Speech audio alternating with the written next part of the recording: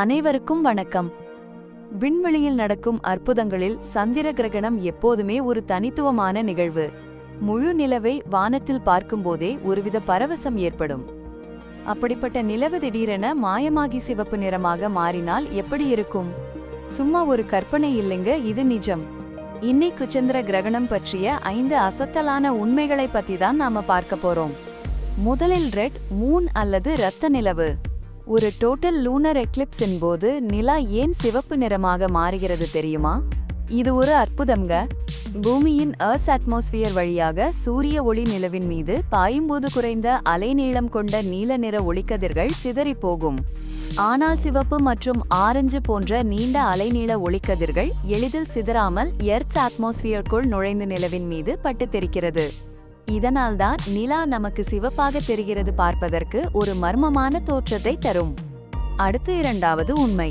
ஒரு solar Eclipse போல இல்லாமல் சந்திர கிரகணத்தை பூமியின் இரவு பகுதியில் இருக்கும் யார் வேண்டுமானாலும் பார்க்க முடியும்.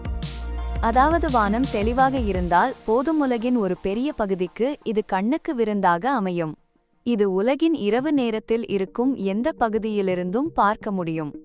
ஒருமுறை செப்டம்பர் 7 அன்று இந்தியா முழுவதும் இது தெளிவாக காணப்பட்டது. ஒரே நேரத்தில் இவ்வளவு பேருக்கு காட்சி தரும் ஒரு வானியல் நிகழ்வு இது. மூன்றாவதாக பெனம்ப்ரல் எக்லிப்ஸ். சந்திர கிரகணத்தில் பல வகைகள் உண்டு. இதில் ஒன்றுதான் பெனம்ப்ரல் எக்லிப்ஸ். இதில் நிலவு பூமியின் பெனம்ப்ரா, அதாவது அதன் மங்கலான வெளிநிழல் பகுதி வழியாக பயணிக்கும். இந்த நிழல் அவ்வளவு மென்மையானது என்பதால் நிலவின் பிரகாசம் மிகச் சற்று மட்டுமே குறையும்.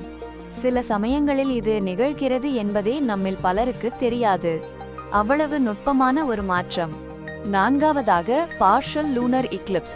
பெனம்ப்ரல் எக்லிப்ஸ் ஆய்விட சற்று துல்லியமாக இது தெரியும். இதில் நிலவு பூமியின் அம்ப்ரல் ஷேடோ வழியாக பயணிக்கிறது. இந்த அம்ப்ரல் ஷேடோ என்பது நிழலின் அடர்த்தியான மையப்பகுதி. இந்த நேரத்தில் நிலவின் ஒரு பகுதி கருமையாகவோ அல்லது சில சமயங்களில் சிவந்த நிறத்திலோ தெரியும். இது ஒளிக்கும் நிழலுக்கும் இடையேயான ஒரு அழகான நடனம் போல இருக்கும். நிலவின் ஒரு பகுதி மட்டும் இருண்டு காணப்படுவது ஒரு தனித்துவமான அனுபவம்.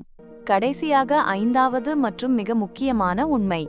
சோலர் எக்லிப்ஸ் போல இல்லாமல் சந்திர கிரகணத்தை வெறும் நேக்கட் ஐஸ் ஆல் பார்ப்பது முற்றிலும் பாதுகாப்பானது. இதை பார்க்க எந்த ஸ்பெஷல் கண்ணாடியோ அல்லது உபகரணமோ தேவையில்லை. வானத்தில் தெளிவாக தெரிந்தால் நிம்மதியாக கண்குளிர ரசிக்கலாம். எந்தவித ஆபத்தும் இல்லை. அதனால் அடுத்த முறை ஒரு சந்திர கிரகணம் ஏற்படும் போது தைரியமாக வெளியே வந்து இந்த அரிய வானியல் நிகழ்வை கண்டு மகிழுங்கள். அவ்வளவுதாங்க சந்திர கிரகணம் பற்றிய இந்த 5 அசத்தலான உண்மைகள் உங்களுக்கு பிடித்திருக்கும்னு நம்புறேன். இந்த மாதிரி இன்னும் பல சுவாரஸ்யமான தகவல்களை தெரிஞ்சுக்க நம்ம சேனலை சப்ஸ்கிரைப் பண்ணுங்க.